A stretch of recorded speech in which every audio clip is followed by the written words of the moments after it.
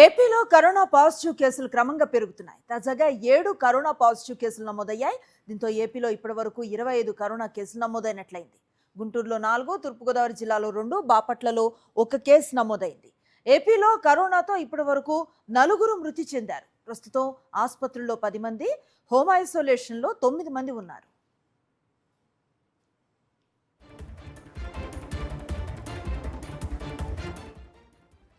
మరింత సమాచారాన్ని అందిస్తారు మా ప్రతినిధి అశోక్, కరోనా కేసులు విరివిగా పెరుగుతున్నట్లుగా తెలుస్తోంది.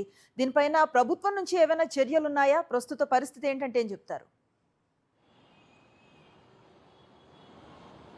అనుశ్రీ, ప్రస్తుతం రాష్ట్రంలో కోవిడ్ కేసులు చాప కింద నీరులా పెరుగుతున్న పరిస్థితి కనిపిస్తోంది. ప్రస్తుతం రాష్ట్రంలో నమోదవుతున్న కరోనా కేసులకు సంబంధించి ఒమిక్రాన్ R5.5 అనే వేరియంట్కి సంబంధించి ఏదైతే వైరస్ అయితే కూడా వ్యాప్తి చెందుతున్న పరిస్థితి కనిపిస్తుంది. అయితే ఇది అంత ప్రమాదకరం కాదని ప్రభుత్వం చెప్తున్నప్పటికీ కూడా తాజాగా పెరుగుతున్న కేసుల సంఖ్య చూస్తే కొంత ఆందోళన కలిగిస్తుందనే చెప్పుకోవచ్చు. గతంలో ఏదైతే ఇప్పుడు ప్రస్తుతం రాష్ట్ర వ్యాప్తంగా నమోదైన కేసులు చూస్తే 26 కేసులు ఉన్నాయి. నిన్న ఒక్క రోజునే 7 కేసులు నమోదయ్యాయి. గుంటూరులో 4 కేసులు, అలాగే బాపట్లలో 1 కేసు నమోదైన పరిస్థితి కూడా కనిపిస్తోంది.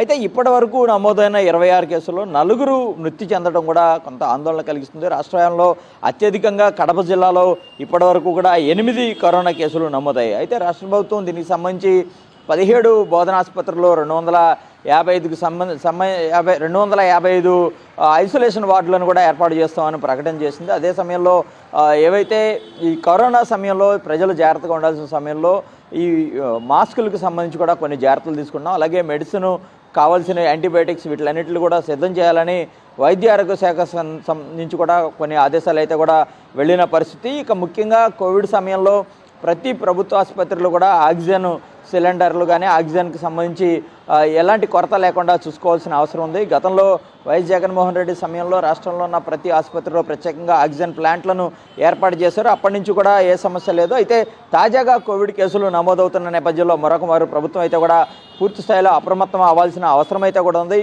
ప్రస్తుతం ఉన్న 26 కేసుల్లో 4 మృతి చెందగా ఇక 10 మంది ఆసుపత్రిలో చికిత్స పొందుతున్నారు.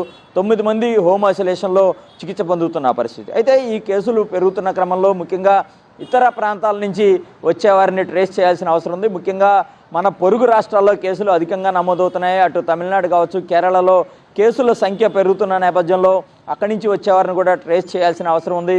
ఎందుకంటే వివిధ మార్గాల్లో రాష్ట్రానికి వస్తుంటారు కాబట్టి వాటిలన్నింటి మీద నిఘా పెట్టాలి. ఏదైతే కోవిడ్ కేసులు వచ్చిన తర్వాత వారి నుంచి వేరే వారికి వ్యాప్తి చెందకుండా ఏదైతే కాంటాక్ట్స్ ఉంటాయో వాటిని కూడా వారందరినీ కూడా గుర్తించి ముందుగానే జాగ్రత్తలు తీసుకోవాల్సిన అవసరం అయితే ఉంది. అయితే క్రమంగా కేసులు పెరుగుతున్న నేపథ్యంలో అంటే కేవలం నెల రోజుల వ్యవధిలో 26 కేసులు నమోదవడం కొంత ఆందోళన కలిగిస్తుంది. దీని మీద ప్రభుత్వం ఇంకా పూర్తి స్థాయిలో అప్రమత్తతకు అయితే సిద్ధమవుతున్న పరిస్థితులు కనిపిస్తున్నాయి. Right, thank you Ashok. మరిన్ని అప్డేట్స్ కోసం ఛానల్ ను సబ్స్క్రైబ్ చేయండి. నోటిఫికేషన్స్ కోసం బెల్ ఐకాన్ పై క్లిక్ చేయండి.